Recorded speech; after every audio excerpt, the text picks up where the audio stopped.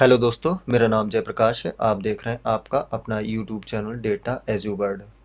दोस्तों, Excel series के आज के सेशन में हम सीखेंगे पाइवट टेबल। पाइवट टेबल किस तरह से यूज की जाती है, किस तरह से बनाई जाती है और इसका डेटा एनालिस्ट की फील्ड में किस तरह से यूज किया जाता है, आज हम इसके बारे में सीखेंगे। दोस्तों, पाइवट टेबल हम डेटा को समराइज करने के लिए यूज करते हैं। जब हमारे पास बड़ी मात्रा में डेटा होता है तो हम उस डेटा को पढ़कर एनालाइज नहीं कर पाते हैं, और उस बड़े डेटा में से हम एक मीनिंगफुल रिजल्ट निकालने के लिए हम पाइवट टेबल यूज करते हैं। मान लीजिए मेरे पास एक कस्टमर है और वो कस्टमर एक साल में हमारे कितने प्रोडक्ट खरीदते हैं और हमें उनसे कितना प्रॉफिट होता है, हमें ये जानना है। तो बड़ी डेटा को हम काउंट करके या देखकर हम ये सब नहीं जान सकते। इसके लिए हम पाइवट टेबल का यूज करते हैं। किस तरह से यूज करेंगे, चलिए आज हम स्टार्ट करते हैं।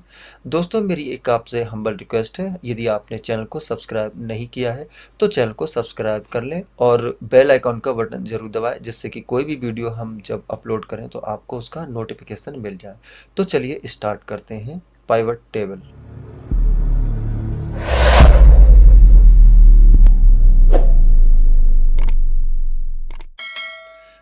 दोस्तों, एक्सेल में यहाँ पर एक इंसर्ट टैब होता है। इस इंसर्ट टैब में सबसे पहले जो ग्रुप होता है वो pivot table, recommended pivot tables और टेबल्स, ये तीन ऑप्शन होते हैं। तो टेबल ऑप्शन में सबसे पहला होता है पाइवट टेबल। यहाँ से हम पाइवट टेबल इंसर्ट करते हैं। किस तरह से करते हैं दोस्तों, जहाँ हमारा डेटा होता है हम वहाँ पर सबसे पहले क्लिक कर लेते हैं और पाइवट टेबल पे क्लिक करते हैं। तो हमारे पास ये क्रिएट पाइवट टेबल का डायलॉग बॉक्स आ जाता है। दोस्तों, आपने देखा होगा कि ऑटोमेटिकली हमारे पाइवट टेबल का जैसे ही डायलॉग बॉक्स आता है तो सारे के सारे डेटा को इसने डिटेक्ट कर लिया है। मैं इसको कैंसिल करता हूं और डेटा को छोटा करके मैं आपको दिखाता हूं। दोस्तों, मैंने ये डेटा छोटा कर लिया है और मैंने यहाँ क्लिक किया है और अब मैं पाइवट टेबल पे क्लिक करता हूँ। तो पाइवट टेबल को जैसे ही क्लिक करता हूँ, अब आप देख सकते हैं कि यहाँ से पूरा का पूरा डेटा जो है वो बिलिंग हो रहा है। इसका मतलब है हमारा डेटा ऑटोमेटिकली इसने डिटेक्ट कर लिया। और यदि डिटेक्ट नहीं कर पाता है किसी कारण से, तो आप सबसे पहले इस डेटा के किसी भी जगह पे क्लिक करेंगे और कंट्रोल प्लस एस एक साथ प्रेस करेंगे तो हमारा पूरा का पूरा डेटा सिलेक्ट हो जाएगा। तब हम पाइवट टेबल का ऑप्शन है यहाँ क्लिक करेंगे तो भी हमारा सारा डेटा क्लिक हो जाएगा। तो चलिए हम अब तैयार करते हैं। तो मैंने यहाँ डेटा सेलेक्ट कर लिया है, पाइवट टेबल पे क्लिक कर दिया है। यहाँ पर दो ऑप्शन है, सबसे नीचे यहाँ पे न्यू वर्कशीट और दूसरा है एग्जिस्टिंग वर्कशीट। तो न्यू वर्कशीट का मतलब ये हो गया कि हम अगर पाइवट टेबल इंसर्ट करना चाह रहे हैं या क्रिएट करना चाह रहे हैं तो हम इसी सीट पे क्रिएट करें या फिर नई सीट पे क्रिएट करें। तो पहला ऑप्शन होता है न्यू वर्कशीट, यानी कि जैसे ही हम यहीं पर क्लिक कर देंगे तो नई वर्कशीट बन जाएगी और उसमें पाइवट टेबल क्रिएट हो जाएगी। जैसे मैंने अभी ओके कर दिया है तो हमारी यहाँ पर एक पाइवट टेबल का इंटरफेस आ गया है और यहाँ पर राइट हैंड पे फील्ड को इंसर्ट करने के पेन आ गया है। तो इस पेन में हम फील्ड इंसर्ट करते हैं और यहाँ पर हम पाइवट टेबल के आउटपुट देखते हैं। अब मैं आपको दूसरा तरीका भी बताता हूँ। मैं फिर से ऑर्डर वाली सीट पे, डेटा वाली सीट पे जाता हूँ और मैं इसे थोड़ा सा छोटा कर लेता हूँ, जिससे कि आपको इसी सीट पे पावर टेबल इंसर्ट करने का ऑप्शन बताता हूँ। तो मैंने यहाँ पर डेटा के ऊपर क्लिक कर लिया है, इंसर्ट टैब पे जाते हैं और यहाँ पर पिवट टेबल पे क्लिक कर देते हैं। ठीक है, और यहाँ पे जो दूसरा ऑप्शन है एग्जिस्टिंग वर्कशीट, यदि आपका छोटा डेटा है, कम डेटा है, तो आप उसी डेटा पे भी पाइवट टेबल क्रिएट कर सकते हैं। अदरवाइज नई वर्कशीट पे ही पाइवट टेबल इंसर्ट करना बेहतर रहता है। यदि आप इसी पे करना चाहते हैं तो आप यहाँ पर एग्जिस्टिंग वर्कशीट है, यहाँ क्लिक करेंगे। यहाँ पर पाइवट टेबल जहाँ इंसर्ट करना है वो लोकेशन हम यहाँ पर देंगे। तो मैंने यहाँ पर ये लोकेशन दे दी है और मैंने इसको फिर से क्लिक करके ओके कर दिया। ठीक है, अब आप देख सकते हो यहाँ पर मेरी पाइवट टेबल इंसर्ट करने का ऑप्शन यहाँ पर भी आ गया। यहाँ पर भी आप पाइवट टेबल इंसर्ट कर सकते हैं। दोस्तों, यदि आप इसी पाइवट टेबल को आप दूसरी नई वर्कबुक पे ले जाना चाहते हैं तो आप इसके ऊपर क्लिक करेंगे और यहाँ पे एनालाइज टैब पर जाते हैं और यहाँ पर मूव पाइवट टेबल का ऑप्शन आ जाता है। दोस्तों, मूव पाइवट टेबल का ऑप्शन आने के बाद सबसे ऊपर इसमें दो ऑप्शन होते हैं, एक तो ऑलरेडी जो सिलेक्ट है वो ऑप्शन है, दूसरा ऑप्शन होता है न्यू वर्कशीट। हमने जो अभी पाइवट टेबल बनाई है, ये पाइवट टेबल हम न्यू वर्कशीट पे ले जाना चाहते हैं, तो हम इसे क्लिक करेंगे और इसे ओके कर देंगे। तो हमारे पास यहाँ पर एक नई वर्कशीट बन जाती है और वो पाइवट टेबल यहाँ पर शिफ्ट हो जाती है, ट्रांसफर हो जाती है। ठीक है, मैं इसको फिर से अंडू कर देता हूँ और अब आपको पाइवट टेबल को डिलीट करने का तरीका बताता हूँ। दोस्तों, इस पाइवट टेबल में यदि हम डेटा एंट्री करना चाहें तो नहीं होगा, क्योंकि ये पाइवट टेबल का फॉर्मेट है और दूसरी सेल में हम कहीं पर भी डेटा एंट्री कर सकते हैं। तो हम इस पे क्लिक करते हैं और सिलेक्ट ऑप्शन पे जाते हैं, एंटायर पाइवट टेबल पे सिलेक्ट करते हैं, तो पूरी पाइवट टेबल हमारी सिलेक्ट हो जाती है। और हमारे कीबोर्ड में जो डिलीट बटन है, हम जैसे ही इस पे क्लिक करते हैं तो हमारी पाइवट टेबल डिलीट हो जाती है। अब हम कहीं पर भी डेटा एंट्री कर सकते हैं। और इसका फॉर्मेट सेम करने के लिए हम किसी भी फॉर्मेट पेंटर का यूज कर सकते हैं। हमारा यहाँ पर पाइवट टेबल चली जाती है। चलिए दोस्तों, हमने जो पाइवट टेबल क्रिएट की थी, हम उस पर काम करते हैं। तो मैं इस सीट को डिलीट कर देता हूँ।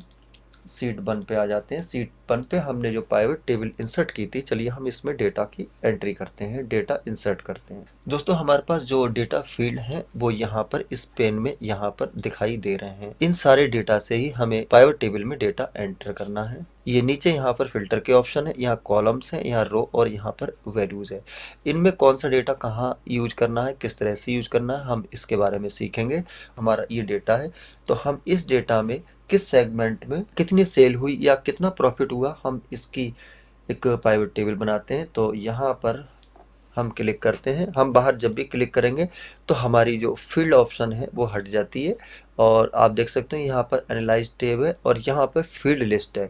हमारे पास जो नीचे इस समय ये सारी चीज़ें, ये सारी फील्ड लिस्ट है, तो जैसे ही फील्ड लिस्ट पर क्लिक करते हैं तो ये हट जाता है और दोबारा से क्लिक करते हैं तो ये फील्ड लिस्ट आ जाती है। तो चलिए हम इसमें डेटा इंसर्ट करते हैं। दोस्तों, यहाँ पर हमारी बहुत सारी फील्ड हैं, तो हमें सबसे पहले सेगमेंट लेना है। ये है कस्टमर सेगमेंट। तो यहाँ पर कस्टमर सेगमेंट के ऑप्शन पे हम चेक मार्क लगा देते हैं, तो ऑटोमेटिकली रो वाले ऑप्शन में यहाँ पर आप देख सकते हो कस्टमर रो में चला जाता है। और अब मैं प्रॉफिट की बात करता हूँ, तो किस सेगमेंट में कितना प्रॉफिट हुआ है, तो मैं यहाँ पे क्लिक कर देता हूँ।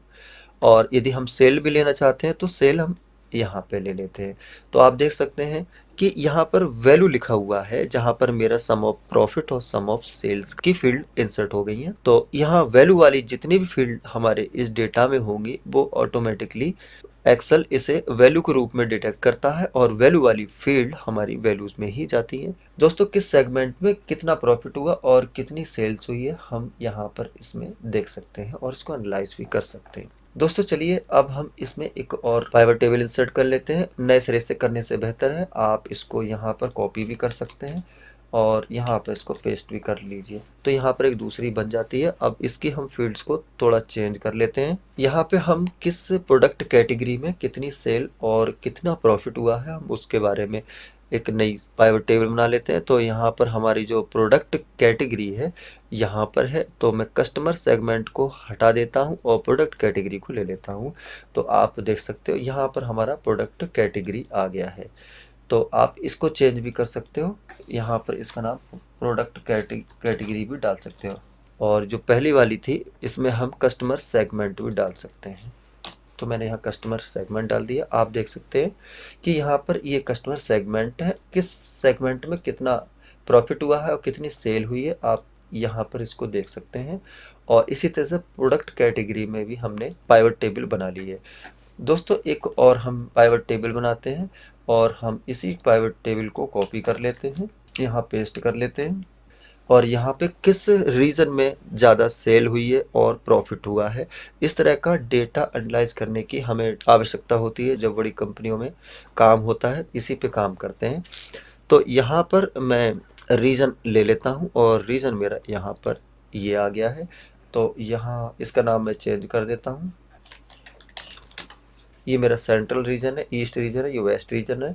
कितना नुकसान या कितना फायदा हुआ है या फिर कितनी सेल हुई है, हम यहाँ पर इसको एनालाइज कर सकते हैं। दोस्तों, यहाँ पर जो सम ऑफ प्रॉफिट लिखा है वो टोटल प्रॉफिट है और यहाँ पर जो सम ऑफ सेल्स है वो टोटल सेल्स है फर्नीचर की। इसी तरह से ऑफिस जो सप्लाईज है उसमें टोटल का जितना भी सेल हुआ है वो यहाँ पर है, और टेक्नोलॉजी जो प्रोडक्ट कैटेगरी है उसमें जितनी सेल्स हुई है ये इसका सम है, इसलिए यहाँ पर सम ऑफ सेल्स लिख के आता है। ये किसी एक प्रोडक्ट का सेल नहीं है बल्कि उस कैटेगरी की सारे के सारे प्रोडक्ट कैटेगरी की टोटल है। दोस्तों यहाँ पर फिल्टर कॉलम और रो वैल्यू ये ऑप्शन दिए गए हैं, जिनमें तीन में हमने अपना जो वैल्यू है डेटा है वो हमने इंसर्ट किया। आप ये काम बजाय टिक लगाने के सीधे सीधे ड्रैग करके भी कर सकते हैं। अब यहाँ पर हम फिल्टर के ऑप्शन पे आते हैं। दोस्तों फिल्टर का ऑप्शन का मतलब हो गया कि आप इन सब में फिल्टर लगा सकते हैं। इन सभी पाइवट टेबल में हम फिल्टर का यूज कर सकते हैं। किस तरह से यूज कर सकते हैं चलिए हम इसके बारे में देखते हैं। तो मैं सबसे पहली वाली जो पाइवट टेबल है हम इसमें लगाएंगे, तो ये हम शिपिंग डेट के हिसाब से लगा सकते हैं, ईयर के हिसाब से लगा सकते हैं, प्रोडक्ट कैटेगरी का भी हम लगा सकते हैं। जैसे कि यहाँ पर अभी कोई भी प्रोडक्ट कैटेगरी का फील्ड नहीं है, तो हम इसमें एक प्रोडक्ट कैटेगरी यहाँ से ले लेते हैं। सब कैटेगरी के ऊपर है प्रोडक्ट कैटेगरी, और इसका हम फिल्टर ड्रैग करके यहाँ पर प्रोडक्ट कैटेगरी का एक फिल्टर यूज कर सकते हैं। दोस्तों अभी हम सबसे पहली वाली जो पाइवट टेबल है हम इसकी बात कर रहे हैं, और इसी में मैंने अभी अपना फिल्टर लगाया है। तो यहाँ पर जो प्रोडक्ट कैटेगरी है वो यहाँ पे कितनी प्रोडक्ट कैटेगरी है, यहाँ पर एक फर्नीचर है, ऑफिस सप्लाईज और टेक्नोलॉजी है। यदि हम केवल ऑफिस पे हम सिलेक्ट करते हैं और उसको ओके कर देते हैं, अब हमारे पास जो भी प्रॉफिट और सेल्स आ रहा है किसका आ रहा है, इस कस्टमर सेगमेंट में, वो हमारा किसका आ रहा है, फर्नीचर वाले प्रोडक्ट कैटेगरी की। यानी कि ये टेबल इस समय हमारे पास जो है वो प्रोडक्ट कैटेगरी की ही बात कर रही है। प्रोडक्ट कैटेगरी के अंदर इस समय सिर्फ दो कस्टमर सेगमेंट आ रहे हैं, इन दोनों कस्टमर सेगमेंट में इतना प्रॉफिट और इतनी सेल्स हुई है। इसी प्रकार से हम दूसरा वाला ले लेते हैं, और इसमें हम सेगमेंट का एक फील्ड इंसर्ट कर लेते हैं। तो यहाँ पर हमारा कस्टमर सेगमेंट है, तो कस्टमर सेगमेंट की फील्ड को यहाँ से ड्रैग करके और फिल्टर में ड्रॉप कर देते हैं। तो दूसरी वाली हमारी जो पाइवट टेबल है इसमें भी हमारा एक फिल्टर लग जाता है। हम यहाँ फिल्टर के डाउन एरो पे क्लिक करते हैं, होम ऑफिस पे चेक क्लिक करते हैं और ओके पे क्लिक कर देते हैं। हम उसमें देख लेते हैं कि कितनी कितनी प्रॉफिट हुआ और कितना सेल हुआ। तो यहाँ पर आप देख सकते हो अभी हमने होम ऑफिस वाले जो सेगमेंट है इस सेगमेंट में फर्नीचर, ऑफिस और टेक्नोलॉजी के कितने कितने प्रॉफिट और सेल्स हुई ये देख सकते हैं। और यदि हम केवल स्मॉल बिजनेस में देखना चाहें, तो अब हमारी स्मॉल बिजनेस में हमारे ऑफिस सप्लाईज है, इसमें हमें नुकसान हुआ है, इसमें कोई भी प्रॉफिट नहीं हुआ है। और बाकी हमारे दोनों जो कैटेगरी है इन दोनों में हमें बेनिफिट हुआ है। इस तरह से हम यहाँ पर भी फिल्टर यूज कर सकते हैं। तो दोस्तों ये था पाइवट टेबल, एक सिंपल पाइवट टेबल है। और अगले वीडियो में मैं जो डेट टाइप का डेटा होता है और उस डेट टाइप के डेटा में किस तरह से हम यूज करते हैं, पाइवट टेबल किस तरह से उस वाले डेटा से बनाते हैं, हम उसके बारे में बात करेंगे। जो डेट टाइप का डेटा होता है वो अक्सर हमें वीकली, मंथली, क्वार्टरली या ईयरली रिपोर्ट बनाने में, जिसे हम कहते हैं एमआईएस रिपोर्ट बनाने में यूज किया जाता है। हम उसके बारे में चर्चा करेंगे, और डेटा एनालिस्ट के लिए ये बहुत ही इम्पोर्टेंट टॉपिक है। तो आप वीडियो देखते रहिए और आने वाली वीडियो का इंतजार कीजिए। मेरी आपसे एक रिक्वेस्ट है, यदि आपको ये वीडियो पसंद आया हो तो आप वीडियो को लाइक कीजिए, शेयर कीजिए और कमेंट कीजिए। और यदि चैनल को सब्सक्राइब नहीं किया है तो चैनल को सब्सक्राइब ज़रूर कीजिए।